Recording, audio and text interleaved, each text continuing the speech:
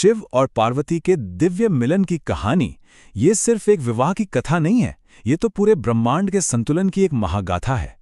और आज हम सब मिलकर इसी अद्भुत कहानी की एक-एक परत को खोलेंगे। तो चलिए चलते हैं उस समय में जब समय का भी अस्तित्व नहीं था। कल्पना कीजिए, सृष्टि की रचना से भी पहले, जब कुछ भी नहीं था। तब सिर्फ एक तत्व था, अनंत चेतना, जिन्हें हम आदियोगी, महादेव या फिर शिव के नाम से जानते हैं। कहानी का पहला पड़ाव शुरू होता है शिव और शक्ति के मिलन से। यही वो बुनियाद है, वो नींव है जिस पर पूरे ब्रह्मांड की रचना हुई और एक संतुलन बना। सोचिए, कैलाश पर्वत पर शिव और माता सती का वो मिलन कितना अद्भुत होगा। शिव जो चेतना है और सती उनकी ऊर्जा, उनकी शक्ति, मतलब इन दोनों का साथ ही तो ब्रह्मांड में शांति और स्थिरता बनाए रखता था। लेकिन ये संतुलन टूट गया।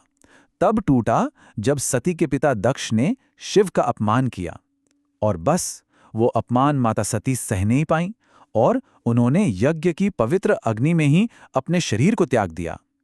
प्रेम आग में समा गया और ब्रह्मांड का वो संतुलन वो डगमगा गया। सती के जाने से शव का दुख उनके रौद्र रूप में बाहर आया।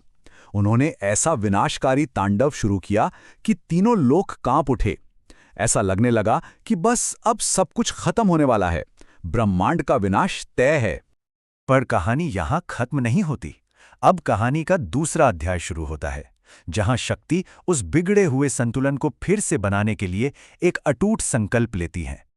माता सती ने पर्वतराज हिमालय की बेटी पार्वती के रूप में फिर से जन्म लिया, और इस जन्म का मकसद सिर्फ एक था, केवल एक, अपने शिव को किसी भी तरह वापस पाना। लेकिन ये इतना आसान कहाँ होने वाला था। शिव, जो अब घोर तपस्या में लीन थे, उन्हें वापस पाने का रास्ता बहुत कठिन था। और पार्वती ने जो रास्ता चुना वो था हजारों साल की कठोर तपस्या का। तो अब शुरू होती है पार्वती की वो महान तपस्या, जो असल में उनके प्रेम और उनके अटूट इरादे की सबसे बड़ी परीक्षा थी। ये कोई 100 या 1000 साल की बात नहीं थी, ये तपस्या कई युगों तक चली।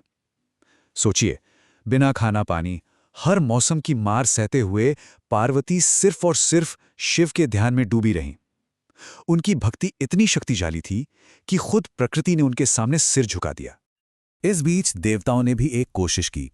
उन्होंने कामदेव को भेजा ताकि वो शिव के मन में फिर से प्रेम जगा सकें। पर जैसे ही कामदेव ने अपना बाण चलाया, शिव का तीसरा नेत्र खुल गया और उसकी ज्वाला में कामदेव एक पल में राख हो गए। आखिरकार शिव ने खुद पार्वती की परीक्षा लेने की सोची। वो एक साधु का भेष बनाकर आए और पार्वती के सामने ही शिव की बुराई करने लगे। लेकिन पार्वती का विश्वास वो हिमालय की तरह ही अडिग था। उनकी इसी अटूट भक्ति को देखकर शिव का दिल पिघल गया और उन्होंने पार्वती को अपना लिया। और फिर वो घड़ी आ ही गई जिसका इंतजार स्वर्ग से लेकर पृथ्वी तक हर कोई कर रहा था, शिव की वो दिव्य बारात। जरा कल्पना कीजिए उस बारात की, इतिहास की सबसे अनोखी बारात। दूल्हा बने शिव के साथ कौन चल रहा था? भूत, प्रेत, गण, योगी, नाग, देवता और खुद नंदी। चारों तरफ बस डमरू की आवाज गूंज रही थी। सच कहूं तो ये सिर्फ एक बारात नहीं थी, ये तो खुद ब्रह्मांड की यात्रा थी। ऐसा लग रहा था मानो पूरा का पूरा ब्रह्मांड अपने स्वामी के विवाह में शामिल होने चल पड़ा हो। अब सोचिए, जब पार्वती की मां मैनावती और उनके परिवार ने शरीर पर भस्म लगाए, गले में सर्प लपेटे शिव और उनकी वो अजीब बारात देखी होगी, तो उनकी क्या हालत हुई होगी। वो सब डर और हैरानी से कांप उठे। तब भगवान विष्णु आगे आए। उन्होंने सबको शिव का वो असली, दिव्य और सुंदर रूप दिखाया, जो हर रूप से परे है।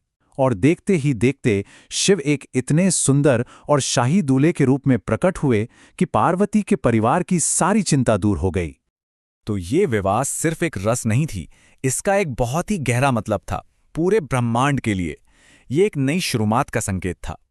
पवित्र मंत्रों की गूंज और देवताओं के आशीर्वाद के बीच शिव और शक्ति का वो दिव्य मिलन पूरा हुआ। ये सिर्फ दो शरीरों का मिलन नहीं था, ये तो ब्रह्मांड में उस खोए हुए संतुलन की वापसी थी।